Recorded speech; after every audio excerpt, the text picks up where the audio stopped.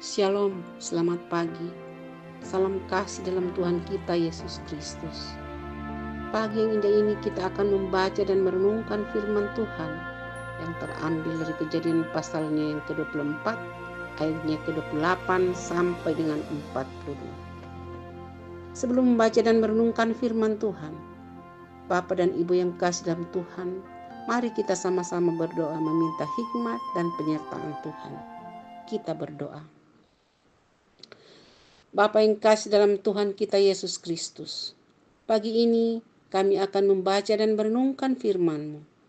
Kiranya Tuhan dapat menolong kami melalui Roh-Mu yang kudus, memimpin kami sehingga kami dapat membaca dan merenungkan firman-Mu ini dengan hikmat dari Bapa di surga.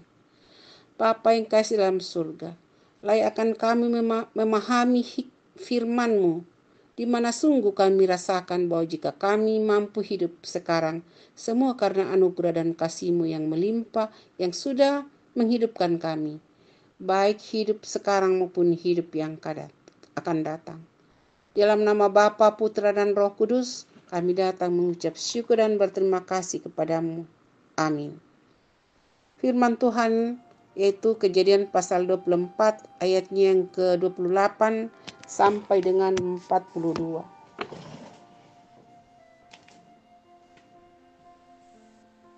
Anak gadis itu berlari lalu menceritakan kejadian itu kepada seisi rumah ibunya. Ribka mempunyai saudara laki-laki bernama Laban. Laban berlari keluar menemui orang itu ke mata air tadi. Sesudah ia melihat anting-anting itu dan gelang pada tangan saudaranya, dan mendengar Ribka saudaranya berkata, "Begitulah dikatakan orang itu kepadaku." Ia menerima orang itu yang masih berdiri di samping unta-untanya dekat mata air itu. Ia berkata, "Marilah engkau yang diberkati Tuhan. Mengapa engkau berdiri di luar? Aku telah menyediakan rumah bagimu, juga tempat untuk unta-untamu." Lalu orang itu masuk ke dalam rumah. Pelanang unta-unta dilepas, jerami dan pakan diberikan kepada unta-unta, dan air pembasuh kaki kepada orang itu serta orang-orang yang bersama dia. Tetapi ketika makanan dihidangkan di depannya, berkatalah orang itu, "Aku tidak akan makan sebelum kusampaikan pesan yang kubawa ini." Jawab Laban, "Katakanlah." Lalu ia berkata, "Aku ini hamba Abraham. Tuhan sangat memberkati tuanku itu, sehingga ia telah menjadi kaya. Tuhan telah memberikan kepadanya kambing, domba, dan lembu, emas dan perak, budak laki-laki dan perempuan, unta dan keledai. Sarah istri tuanku itu di masa tuannya telah melahirkan anak laki-laki bagi tuanku itu. Kepada anaknya itu tuanku telah memberikan segala harta miliknya. Tuanku itu telah mengambil sumpahku," katanya, "engkau tidak akan mengambil untuk anakku seorang istri dari antara anak perempuan orang Kanaan yang negerinya kudiami ini. Melainkan engkau harus pergi ke rumah ayahku dan kepada tuanku, kaumku, untuk mengambil seorang istri bagi anakku." Jawabku kepada tuanku itu, "Mungkin perempuan itu tidak mau mengikut aku." Tetapi katanya kepadaku, "Tuhan yang di hadapannya aku hidup, akan mengutus malaikatnya menyertai engkau, dan akan membuat perjalananmu berhasil, sehingga engkau akan mengambil bagi anakku seorang istri dari kaumku dan dari rumah ayahku. Engkau hanya dapat terlepas dari sumpahmu kepadaku jika engkau sampai kepada kaumku dan mereka tidak memberikan perempuan itu kepadamu. Hanya dalam hal itulah engkau terlepas dari sumpahmu kepadaku. Hari ini aku sampai ke mata air tadi, dan aku berkata, Tuhan Allah Tuanku Abraham, jika engkau berkenan membuat perjalananku yang kutempuh ini berhasil. Amin."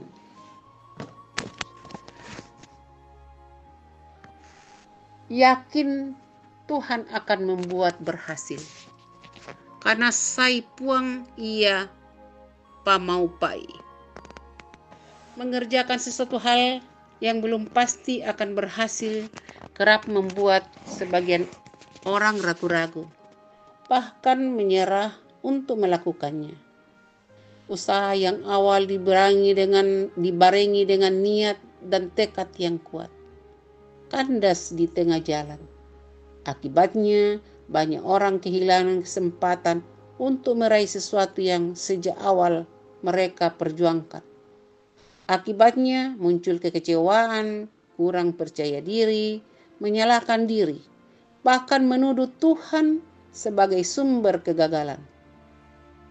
Kisah seorang hamba Abraham yang menjalankan misi mengambil seorang perempuan untuk Ishak hendaknya menjadi pengingat bagi kita bahwa dalam segala perkara kehidupan Tuhan ada dan pasti menyatakan pertolongannya.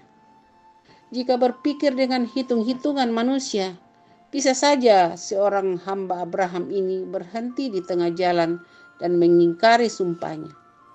Karena misi yang ia jalankan belum tentu membuahkan hasil. Ditambah lagi jika perempuan yang ditemuinya itu tidak bersedia mengikutnya, maka usahanya akan gagal. Namun sang hamba menunjukkan hal yang luar biasa, memperlihatkan bahwa dalam segala pergumulan Tuhan tetap menjadi sumber pengharapan. Dalam tugasnya ia menyadari kelemahan dan keterbatasannya. Sebab itu dia sungguh membutuhkan pertolongan, dan baginya pertolongan hanya di dalam Tuhan. Di ayat-ayat selanjutnya kita dapat melihat bahwa Tuhan menyatakan keberhasilan kepadanya. Dalam peserahan kehidupan banyak hal yang dapat terjadi.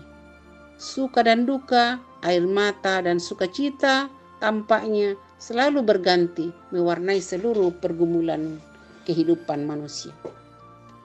Akan ada saatnya kita akan diperhadapkan pada kepastian dan ketidakpastian akan banyak hal.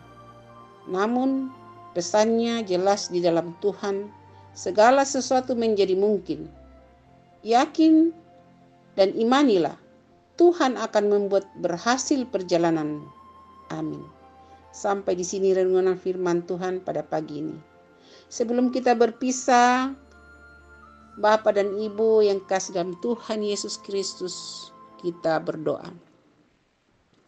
Terima kasih Tuhan akan firman-Mu yang sudah kami baca dan renungkan. Tanamkanlah dalam hati kami. Jadikanlah firman-Mu ini menjadi suluh dan pedoman bagi setiap langkah kehidupan kami.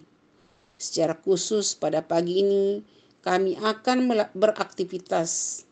Tuntun kami, sertai kami agar pada pagi hingga malam kami dapat melakukan perjalanan kegiatan kami dengan pertolongan Tuhan. Ampuni salah dan dosa kami. Layakkan kami untuk mengandalkan Engkau dalam kehidupan kami dan bersandar ke dalam tangan-Mu ya Bapa di surga. Dalam nama Bapa, Putra dan Roh Kudus, kami datang mengucap syukur. Amin. Selamat pagi, selamat beraktivitas. Tuhan Yesus memberkati.